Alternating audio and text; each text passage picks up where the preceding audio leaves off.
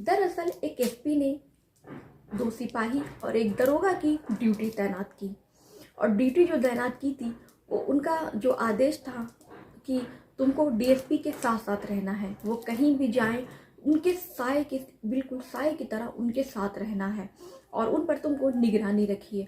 तो फिर क्या था, एसपी साहब का आदेश था तो सिपाहियों को उनकी आज्ञा का पालन करना ही था, और वो उनकी मजबूरी कहिए, चाहे उनकी ड्यूटी कहिए, उनका कर्तव्य कहिए, क्योंकि उनका आदेश था तो उनको उनके आदेश का पालन करना था। तो बस क्या था, जो डीएसपी साहब होते हैं वो उनके साथ साथ बिल्कुल साए की तरह उनके पीछे लग जाते हैं। डीएसपी साहब जहाँ भी जाते वो उनके साथ जाते, यहाँ तक कि जब वो सोते, वो खाते, वो उठते, वो बैठते तो उनके साथ वो बिल्कुल साए की तरह साथ रहते। फिर डीएसपी साहब जब उठे तो सिपाही भी उठ खड़े बैठे। तो फिर इस पर से डीएसपी को गुस्सा आया और उन्होंने उससे पूछा कि क्या अब मुझे टॉयलेट जाने की भी अनुमति नहीं है। फिर वो कहते हैं कोई बात नहीं साहब, और टॉयलेट कर लीजिए, हम बाहर खड़े रहते हैं, लेकिन आप जो दरवाज़ा है वो बंद मत कीजिएगा। लेकिन फिर इतना सुनते ही उनको थोड़ा और गुस्सा आता है। फिर वो सिपाही दोहराता है कि सर आप तो अंदर से टॉयलेट का दरवाज़ा बंद मत कीजिएगा, और जो दरवाज़ा है उसको आप थोड़ा सा खुला रखिएगा। फिर डीएसपी भी अब क्या ही करते। तो दोस्तों, ये जो कहानी है इसे सुनने के बाद आपको काफ़ी हंसी आएगी, और जो डीएसपी की लाचारी है उस पर काफ़ी तरस भी आएगा। तो कुछ ऐसी ही कहानी और कुछ ऐसे ही सच्ची घटना हम आपके साथ लेके हाजिर है हाईवे क्राइम तक में। तो हेलो दोस्तों, आदाब, श्रद्धेय नमस्कार। तो हाईवे क्राइम तक में आपका स्वागत है। जो आज की हम आपको सच्ची घटना सुनाने जा रहे हैं उसे सुनने के बाद आपको बहुत हंसी आएगी और डीएसपी की लाचारी पर आपको तरस भी आएगा। तो चलिए फिर इस कहानी को शुरू करने से पहले अगर आप मेरे चैनल पर नए आए हैं तो प्लीज़ मेरे चैनल को सब्सक्राइब करें। ऐसे ही हम आपको सच्ची घटनाएं आप तक पहुंचाते ही रहते हैं और आपको जागरूक करने का प्रयास करते हैं, और समाज में जो भी घटनाएं हैं उनसे आपको अवगत कराते हैं। और हाँ, कहानी शुरू करने से पहले अगर आप कोई अपना सुझाव मुझे देना चाहते हैं तो उसे कमेंट बॉक्स में लिखे। उस सुझाव को हम अपने वीडियो के अंत में उस तक आपको पढ़ के बताएंगे। तो चलिए फिर कहानी की जो शुरुआत करते हैं। जो आज की घटना हम आपको सुनाने जा रहे हैं वो उत्तर प्रदेश में एक ज़िला पड़ता है उन्नाव की ये सच्ची घटना है। उन्नाव के पास ही एक थाना लगता है बीघापुर में एक डीएसपी होते हैं जिनका नाम कृपाशंकर कन्नौजिया होता है। कृपाशंकर अपने एसपी के पास छुट्टी का एप्लीकेशन लेके जाते हैं, और जो एसपी होते हैं उनका नाम आनंद कुलकर्णी होता है। तो वो आनंद कुलकर्णी साहब से कहते हैं, सर मेरी बेटी की शादी है और शादी की तैयारियां चल रही है, मुझे 1 दिन की छुट्टी चाहिए। तो एसपी जो वहाँ एसपी होते हैं वो सोचते हैं बेटी की शादी का मामला है तो वो उसको 6 जुलाई सन 2021 को 1 दिन की छुट्टी चाहिए होती है। वो डीएसपी साहब को 1 दिन की छुट्टी दे देते हैं। फिर वो छुट्टी लेकर वो चले जाते हैं। जो उनकी एप्लीकेशन थी डीएसपी की उसमें 1 दिन की ही छुट्टी मेंशन होती है, तो वो 1 दिन की छुट्टी देकर फिर उनको भेज देते हैं। फिर साहब को जाना था बीघापुर से गोरखपुर। जहाँ बीघापुर से गोरखपुर की जो दूरी थी वो 341 किलोमीटर की दूरी थी लगभग। फिर वो बीघापुर थाने से वो निकल जाते हैं अपने घर के लिए। लेकिन होता है कि कुछ फिर उसके बाद से वो घर नहीं पहुंचते हैं। जब वो घर नहीं पहुंचते हैं तो जो उनकी पत्नी है वो काफ़ी हैरान और परेशान हो जाती हैं कि डीएसपी जो है साहब है वो उनकी जो पति हैं वो तो छुट्टी लेकर घर के लिए निकले थे, लेकिन क्या बात है, ऐसा क्या हो गया कि वो अभी घर नहीं पहुंचे, काफ़ी समय हो गया, अब तक तो उनको घर आ जाना चाहिए था। इतनी में उनकी जो पत्नी है काफ़ी हैरान और इधर परेशान होती है। फिर उसको समझ में नहीं आता है कि क्या करे। फिर उसके जो दिमाग में है तरह तरह की बातें चलने लगती हैं कि कहीं मतलब डीएसपी जो साहब है एक अच्छे पद पे हैं, और कहते हैं जिस वो पद पे हैं उनमें बहुत सारे दोस्त भी होते हैं, तो बहुत सारे दोस्त कम दुश्मन ज़्यादा होते, कहीं उनके साथ कुछ अनहोनी ना हो जाए और कहीं उनके साथ कुछ घटना घटित ना हो जाए। और फिर अब उनको समझ में नहीं आता उसकी पत्नी को कि अब वो क्या करे। तो इसी में हैरान वो परेशान रहती है। उनको काफ़ी बार वो फ़ोन मिलाती है डीएसपी को, लेकिन डीएसपी साहब का फ़ोन नहीं लग रहा था। डीएसपी साहब को कई बार वो कॉल लगाती है, लेकिन डीएसपी साहब का जो कॉल भी नहीं लगता है। अब फिर वो चिंता में आ जाती है कि आखिर में डीएसपी साहब जो है उनका ना फ़ोन लग रहा है ना कुछ पता नहीं चल रहा है। फिर एक जो सीओजी नंबर होता है जो सरकार की तरफ से डीएसपी साहब को सरकारी नंबर जो मिला हुआ था।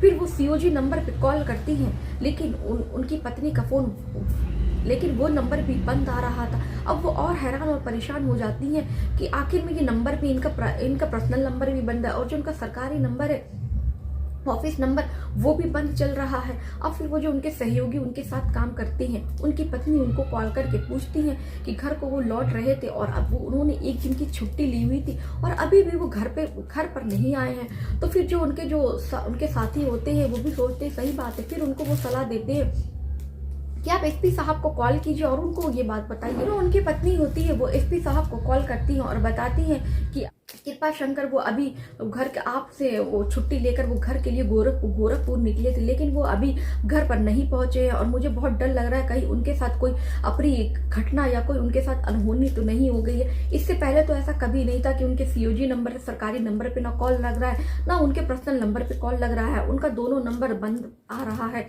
फिर एसपी साहब भी सोचते सही बात है कि डीएसपी साहब एक अच्छे पद पे है, बहुत, क्योंकि दुश्मन भी इन लोगों के बहुत ज़्यादा होते हैं। ऐसे पदों का कोई ठीक ठिकाना नहीं रहता कि कौन दुश्मनी किस तरह निकाल ले। तो एसपी साहब भी सोचते हैं कि सही बात है, वो भी थोड़ा परेशान हो जाते हैं और जांच का तुरंत आदेश देते हैं और बोलते हैं कि जो उनका नंबर है वो सर्विलांस पे लगवाते हैं डीएसपी साहब का और तुरंत आदेश देते हैं कि जल्द से जल्द इनकी लोकेशन पता की जाए।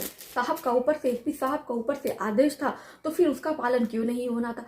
फटाफट क्या बोलते, जो टीम है वो बिल्कुल उनकी जुट जाती है काम पे और जो सर्विलांस टीम थी वो भी बिल्कुल तुरंत तैनात हो जाती है और हर कोई इनकी लोकेशन पता करने की कोशिश करता है। तो वहाँ फिर उसके बाद एक लोकेशन उनकी पता चलती है कुछ घंटे के बाद कि एक लोकेशन कानपुर की दिखाती है। कानपुर गंगा पार माल रोड है, वहाँ पर उनकी आखिरी लोकेशन पता चलती है। तो वो जो टीम होती तुरंत, जो कि बीहापुर से वो जो लोकेशन थी गंगा पार माल रोड की, वो केवल 40 से 44 किलोमीटर ही थी, लेकिन एसपी साहब का ऊपर से आदेश था तो उनको पालन तो करना था। वो तुरंत वहाँ पे उस लोकेशन पे पहुँच जाते हैं और वहाँ पर जांच पड़ताल करना शुरू कर देते हैं और वहाँ पर पूछते हैं कि यहाँ पर क्या डीएसपी साहब और कृपा शंकर किसी को मिले थे कहीं। फिर वहाँ से पता चलता है कि फिर वहाँ से जो लोकेशन मिलती है तो पता चलता है कि वहीं पास में एक होटल है, मंदाकिनी होटल। तो वहाँ पर जो पता चलता है जो उनकी लोकेशन है कि वो जो कृपा शंकर है वो एक होटल में गए हुए हैं। तो फिर उन लोग जो टीम होती है उनकी मंदाकिनी होटल में जाती है और फिर वहाँ पर रिसेप्शन वालों से पूछती है जो वहाँ पे कि रिसेप्शनिस्ट होती है कि यहाँ पर कोई कृपा शंकर नाम का व्यक्ति क्या ठहरा हुआ है। तब वो जो महिला रिसेप्शनिस्ट होती है वो बताती है कि हाँ हाँ कल ही एक व्यक्ति आए हैं जिसका नाम कृपा शंकर है।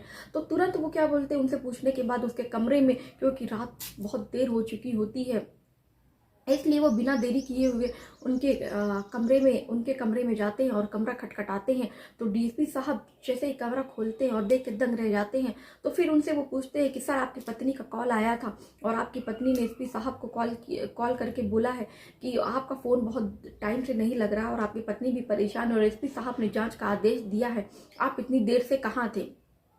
तो फिर उसके बाद से उनकी नज़र एक महिला पर पड़ती है।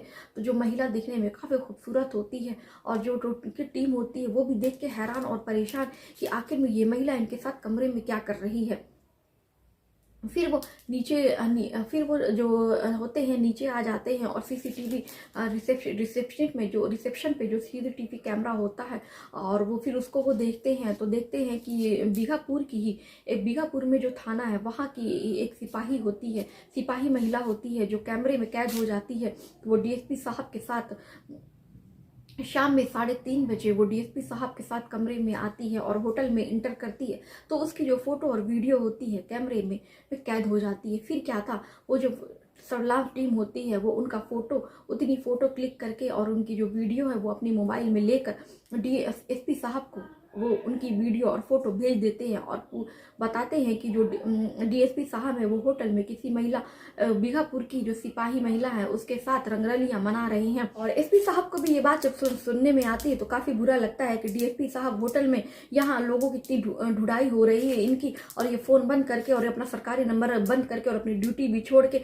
सब कुछ, और ये हमसे झूठ बोलकर बेटी की शादी की बहाना बनाकर जाकर होटल में रंगरलियां मना रहे हैं।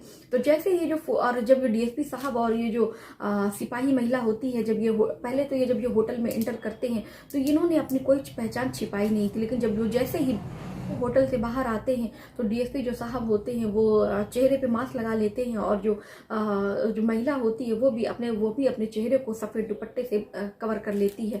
और फिर जैसे ही इनकी जो वीडियो है सोशल मीडिया पर वायरल होती है तो हर जगह बिल्कुल छा जाती है, और लोग इस पर काफ़ी टीका टिप्पणी और बातें करने लगते हैं कि डीएसपी, और काफ़ी ज़्यादा जो इस पर खबरें छप जाती हैं कि डीएसपी साहब आपत्तिजनक हालत में एक महिला सिपाही के साथ पकड़े गए। हर जगह इस तरह की वायरल जो खबरें इनकी जो डीएसपी साहब की खबर है काफ़ी ज़्यादा तेज़ी से वायरल हो जाती है, और देखते ही देखते दुनिया भर में बिल्कुल आग की तरह फैल जाती है। मामला इतना ज़्यादा तेज़ी से वायरल हो रहा था तो वही मामला जो पहुंच जाता है लखनऊ में, तो लखनऊ में जो डीएसपी कार्यालय है, एसपी कार्यालय, वहाँ पे पहुँचता है और पुलिस प्रशासन इस पर कार्रवाई करती है, और जो डीएसपी साहब होते हैं उनको कुछ दिन के लिए उनको निलंबित कर देती है। फिर और जो महिला सिपाही होती है वो भी काफ़ी ज़्यादा परेशान और हैरान हो गई थी, हर जगह उसी की खबरें चल रही थी। फिर वो भी कुछ दिन की छुट्टी लेकर अपने घर चली जाती है, और जो डीएसपी साहब होते हैं वो भी बिल्कुल अपनी हर जगह अवहेलना से बिल्कुल परेशान हो जाते हैं। तो ऐसे में एसपी साहब को लगता है कि चारों तरफ सिर्फ आजकल जो डीएसपी का मैटर चल रहा है और डीएसपी की खबरें चल रही हैं, कहीं ऐसा ना हो कि इतने बड़े अधिकारी को हम खो न दें और ये कहीं कोई गलत काम करना ले और अपने जीवन को कहीं ये ख़त्म ना कर ले। तो इसी डर से जो एसपी साहब होते हैं वो आदेश देते हैं कि हर कदम आप क्या बोलते हैं बिल्कुल साई की तरह डीएसपी साहब के साथ रहिए, कहीं कुछ ऐसी अनहोनी ना हो जाए और हम अपने इतने होनहार ऑफिसर को खो ना दे।